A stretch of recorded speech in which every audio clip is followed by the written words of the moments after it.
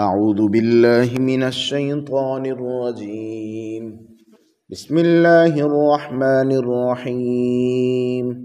ولقد صدقكم الله وعده إذ تحسونهم بإذنه حتى إذا فشلتم وتنازعتم في الأمر وعصيتم من بعد ما أراكم ما تحبون منكم من يريد الدنيا ومنكم من يريد الآخرة ثم صرفكم عنهم ليبتليكم ولقد عفا عنكم والله ذو فضل على المؤمنين إذ تصعدون ولا تلوون على أحد والرسول يدعوكم في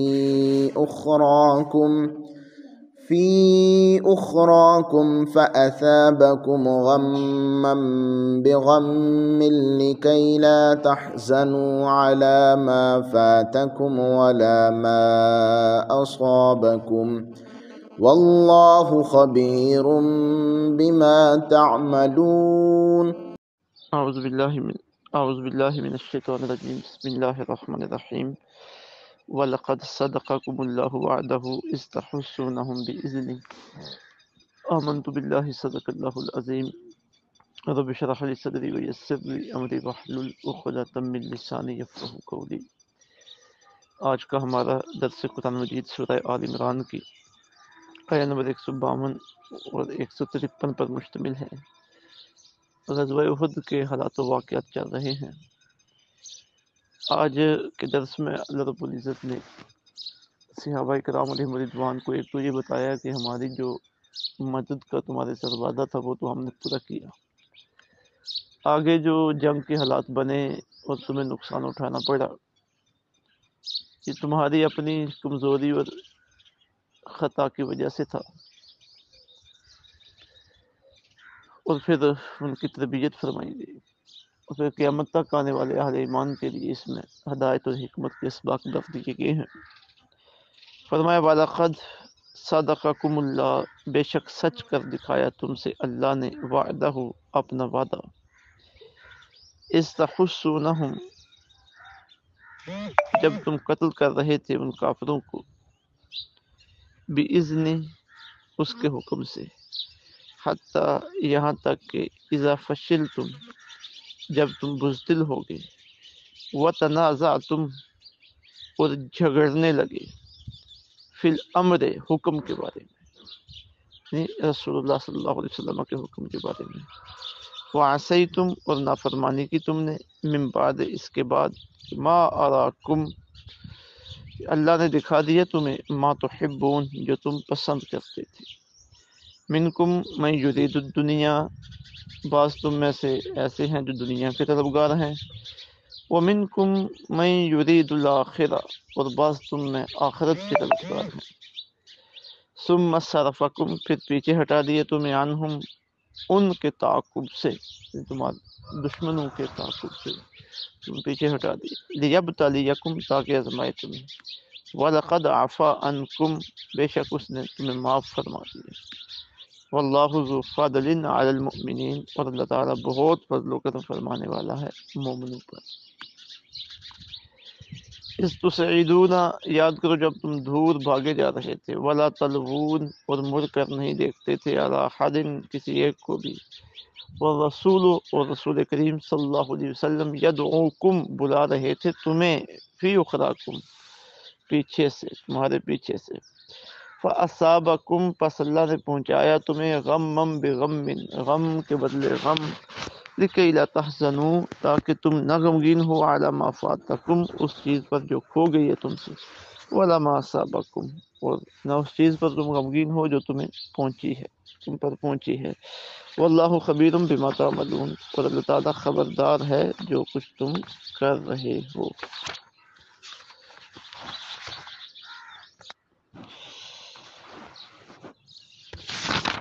سب سے پہلے تو اللہ تعالیٰ نے ارشاد فرمایا کہ ہمارا جو مدد کا وعدہ تھا وہ ہم نے پورا کر دکھایا. یعنی غزوہ احد میں پہلی مرتبہ تمہیں ہی فتح نصیب ہوئی اور کفار بھاگنے پر مجبور ہو گئے. اور مال غنیمت تمہارے سامنے آ گیا، اور جب کفار بھاگنے میں مجبور ہوئے تو مسلمانوں نے، اب ظاہر جو مال غنیمت ان کا بچ گیا تھا پیچھے کافروں کا، وہ جمع کرنا شروع کیا. اور اس درے پر جہاں حضرت عبداللہ بن جبیر کی عمارت میں 50 تیر انداز آقا علیہ الصلوۃ والسلام نے متعین کیے تھے اور فرمایا تھا کہ ہمیں فتح ہو یا شکست تم نے یہاں سے حرکت نہیں کرنی، یہیں پہ قائم کرنا. جب انہوں نے دیکھا کہ کافر بھاگ گئے ہیں اور مسلمان مال غنیمت اٹھانے لگے ہیں تو خیال آیا کہ چلیں ہم بھی مال غنیمت جمع کرتے ہیں، اپنے حصے کا پہنچتے ہیں. حضرت عبداللہ بن جبیر نے تو انہیں بڑا سمجھایا کہ رسول اللہ صلی اللہ علیہ وسلم نے منع فرمائے، لیکن ان کا موقف یہ تھا کہ چونکہ جنگ کے لیے ہم یہاں پہ موجود تھے، حفاظت کے لیے، اب جنگ چونکہ ختم ہو چکی ہے، ہمارا یہاں رہنے کا، ٹھہرنے کا مقصد ختم ہو چکا ہے، لہٰذا ہمیں جانا چاہیے. تو یہ رسول اللہ صلی اللہ علیہ وسلم کے حکم کو سمجھنے میں ان سے خطا ہوئی. اس خطا کو ہم خطا اجتہادی کہتے ہیں. یعنی ان کی نیت میں فتور نہیں تھا، نیت ان کی خراب نہیں تھی، ٹھیک ہے جی. تو آقا علیہ الصلوۃ والسلام کے حکم کو سمجھنے میں ان سے خطا ہوئی. وہ سمجھ رہے تھے کہ چونکہ جنگ ہی مقصد تھا، جنگ اب ختم ہوگی، لہذا ہمیں یہاں سے چلے جانا چاہیے. لیکن اللہ تعالیٰ کو یہ بات پسند نہیں آئی. تو وہی بات کی جا رہی ہے کہ وَلَقَدْ صَدَقَكُمُ اللَّهُ وَعْدَهُ، بے شک سچ کر دکھایا تم سے اللہ تعالیٰ نے وعدہ، اپنا وعدہ، اِذْ تَحُسُّونَهُم بِإِذْنِهِ، جب تم قتل کر رہے تھے کافروں کو اس کے حکم سے. جنگ میں کامیابی تمہاری ہی تھی، تم نے انہیں قتل کیا اور تمہیں فتح ملی. لیکن پھر کیا ہو گیا؟ جب درے سے مسلمان ہٹے، 10 پیچھے رہ گئے صرف حضرت عبداللہ بن جبیر کی قیادت میں. تو خالد بن ولید جو اس وقت سپہ سالار تھے ان کے لشکر سے، انہوں نے اسے خالی پا کر اس سائڈ سے مسلمانوں پہ حملہ کر لیا. مسلمان اس وقت بالکل ایزی ہو گئے تھے، کوئی جنگ کے موڈ میں نہیں تھے. تو ادھر سے جب حملہ ہوا تو یکدم ایک پریشانی کی کیفیت بن گئی، اور اپنی جگہ پہ مسلمانوں کے لیے قائم رہنا بھی مشکل ہو گیا. اور پھر وہ معاملہ پیش آیا کہ مسلمان شہید ہوئے، کچھ مسلمان میدان جنگ سے سائڈ پہ ہو گئے اپنی جان بچانے کے لیے. حضور رحمت عالم صلی اللہ علیہ وسلم اور چند صحابہ جن میں حضرت ابوبکر موجود ہیں، حضرت عمر موجود ہیں، سیدنا علی المرتضیٰ موجود ہیں، حضرت انس بن نضر موجود ہیں، اور دیگر وہ وہاں پہ موجود ہیں. مسلمانوں کا اپنا دفاع کرتے رہے، رسول اللہ صلی اللہ علیہ وسلم کا دفاع کرتے رہے. اسی میں آقا علیہ الصلوۃ والسلام زخمی بھی ہوئے، اور اسی میں یہ افواہ بھی اڑی کہ آقا علیہ الصلوۃ والسلام کو معاذ اللہ شہید کر دیا گیا. تو یہ ساری اس وقت کی کیفیت. تو یہ کیفیت بنی کب؟ حتی اذا فشلتم، یہاں تک کہ جب تم بزدل ہو گئے، وتنازعتم فی الامر، اور تم جھگڑنے لگے اس حکم کے بارے میں، یعنی وہ درے پہ متعین رہنے کا جو رسول اللہ صلی اللہ علیہ وسلم کا حکم تھا. وعصیتم، اور نافرمانی کی تم نے، من بعد، اس کے بعد، ما اراکم، جو دکھا دیے تمہیں اللہ نے، ما تحبون، جو تم پسند کرتے تھے. یعنی فتح تم چاہتے تھے، فتح ملے، آگے اس کے ساتھ مال غنیمت کی شکل میں یہ چیزیں سامنے آئیں، اللہ نے تمہیں دکھا دیا کہ سارے کام ہو گئے، لیکن تم نے آپس میں جھگڑنا شروع کر دیا. اب چاہیے تو یہ تھا کہ جب رسول اللہ صلی اللہ علیہ وسلم فرماتے تو تب آتے، وہ درے والے تب وہاں سے آتے، لیکن انہوں نے جلدی کی. پھر فرمایا منکم من یرید الدنیا، تم میں سے بعض دنیا کے طلبگار ہیں. دنیا سے مراد وہ مال غنیمت. اب وہ مال غنیمت ان کے لیے حرام تو نہیں تھا، لیکن اس کے حصول میں جلدی ہو. تو وہ جو درے پہ متعین تھے وہ مال غنیمت سمیٹ لینے کے لیے وہاں سے وقت سے پہلے چلے آئے. ومنکم من یرید الآخرہ، اور بعض وہ ہیں جو آخرت کے طلبگار ہیں. اس سے مراد وہ حضرت عبداللہ بن جبیر اور 10 صحابہ جو وہاں پہ متعین تھے اور وہاں سے آئے نہیں. ثم صرفکم عنہم، پھر پیچھے ہٹا دیے تمہیں اللہ نے ان کے تعاقب سے، لیبتلیکم، تاکہ وہ تمہیں آزمائے. اب کیا ہوا کہ فتح ہوئی، جو مسلمانوں کو فتح ہو چکی تھی، اب وہ شکست میں بدلنا شروع ہو گئی جب دوبارہ کافروں کی طرف سے حملہ ہو گیا. تو یہ مسلمانوں کی طرف سے آزمائش تھی. اب چونکہ یہ پہلا موقع تھا اس طرح کا، تو مسلمانوں کے اوپر آزمائش ڈالی گئی تاکہ یہ پکے بھی ہو جائیں. انہیں پتہ بھی چل جائے کہ اگر غلطی ہو تو اس کی سزا بھی بھگتنا پڑتی ہے، اور قیامت تک آنے والے اہل ایمان کے لیے یہ درس بن جائے، یہ لوگ نمونہ بن جائیں کہ اس طرح کے معاملات میں کیسے اللہ اور اللہ کے رسول کی بات کو مانا جاتا ہے، اگر اس میں سستی ہو تو پھر کتنا بڑا خمیازہ بھگتنا پڑتا ہے۔ پھر فرمایا وَلَقَدْ عَفَا عَنْكُمْ، بے شک اس نے تمہیں معاف فرما دیا، وَاللَّهُ ذُو فَضْلٍ عَلَى الْمُؤْمِنِينَ، اللہ تعالیٰ بہت فضل و کرم فرمانے والا ہے مومنوں پر۔ اب پیچھے تنبیہ بھی کر دی گئی، جھنجھوڑا بھی گیا، اور کمزوریاں بھی واضح کی گئیں کہ تم سے یہ غلطی ہوئی، خطا ہوئی، یہ کمزوری ہوئی، اور ساتھ یہ بھی فرما دیا گیا اللہ نے تمہیں معاف فرما دیا۔ اللہ اکبر۔ اب یہ بڑا نازک موقع ہے جب ان آیات کا ترجمہ تفسیر بیان کی جاتی ہے، تاریخ لکھی جاتی ہے، اور غزوہ احد کے واقعات لکھے جاتے ہیں، تو وہاں پہ لکھنے والے کا قلم اور بولنے والے کی زبان ڈر جاتی ہے۔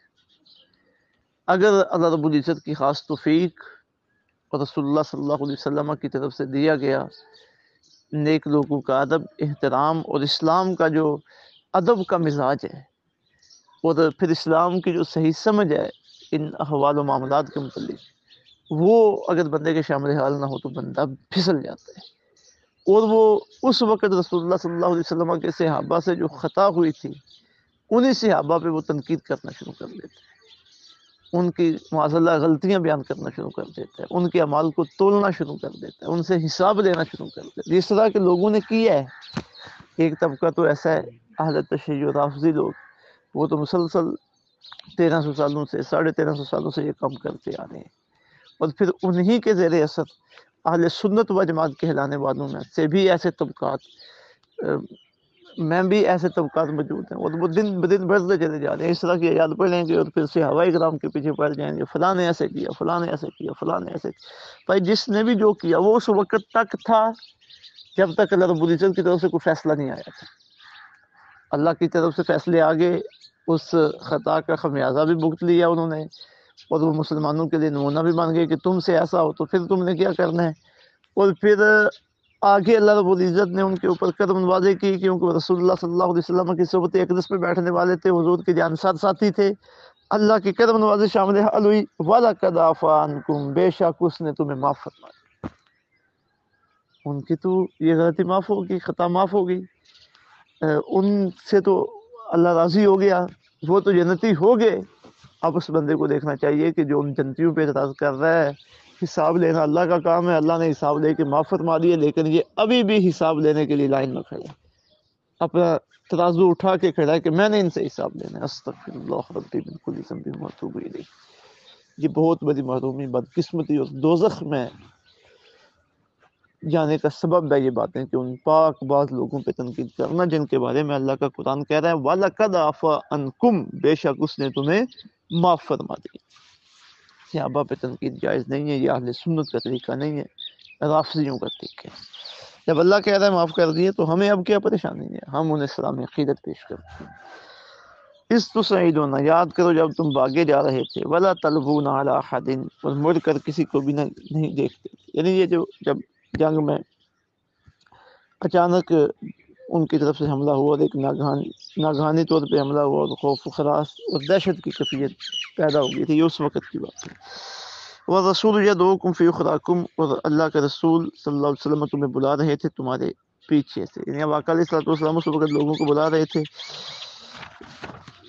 الیہ عباد اللہ، الیہ عباد اللہ، اللہ کے بندوں میری طرف آؤ، اللہ کے بندوں میری طرف آؤ۔ تو یہ چند صحابہ کرام علیہم رضوان تھے جن سے اس وقت یہ خطا ہوئی۔ فَأَصَابَكُمْ غَمًّا بِغَمٍّ، پس اللہ نے پہنچایا تمہیں غم کے بدلے غم۔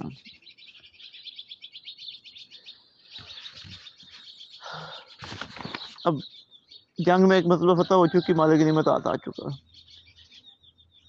تو مسلمانوں سے جب خطا ہوئی تو دوبارہ جب پھر کافروں کی طرف سے حملہ ہو گیا، مال غنیمت بھی گیا، 70 جانیں بھی گئی۔ یہ ہے فَأَصَابَكُمْ غَمًّا بِغَمٍّ، اللہ نے پہنچایا تمہیں غم کے بدلے غم، لِكَيْ لَا تَحْزَنُوا عَلَىٰ مَا فَاتَكُمْ، تاکہ تم غمگین نہ ہو اس چیز پر جو کھو گئی ہے تم سے، وَلَا مَا أَصَابَكُمْ، اللہ اس مصیبت پر جو تمہیں پہنچی ہے، وَاللَّهُ خَبِيرٌ بِمَا تَعْمَلُونَ، اور اللہ تعالیٰ خبردار ہے جو کچھ تم کر رہے ہو۔ تو یہ کیفیت اس وقت بنی ہے۔ اللہ رب العزت نے پھر اس کے بعد معاف کر دیے ہیں۔ اب وہ عظیم لوگ تھے کہ ہمیں سبق سکھانے کے لیے، ہمارے لیے نمونہ بننے کے لیے کہ اس طرح کے معاملات میں ہم نے کیا کردار ادا کرنا ہے، انہوں نے اپنی جانوں کو پیش کیا، اپنی جانوں پہ یہ چیزیں برداشت کی اور ہمارے لیے تعلیم کا ذریعہ بن گئی، اور رسول اللہ صلی اللہ علیہ وسلم کے ساتھ ڈٹ کے انہوں نے یہ معاملات کیے، جنگیں کی، اسلام قائم ہوا۔ تو ان چیزوں سے ہم نے سیکھنا ہے، ان کے اوپر تنقیدیں نہیں کرنی، جو بدبخت تنقیدیں کرتے ہیں اللہ انہیں ہدایت عطا فرمائے۔ تو اللہ ہمیں نیک اعمال میں ان پاک باز لوگوں کے نقش قدم پہ چلنے کی توفیق عطا فرمائے۔ وما علینا الا البلاغ۔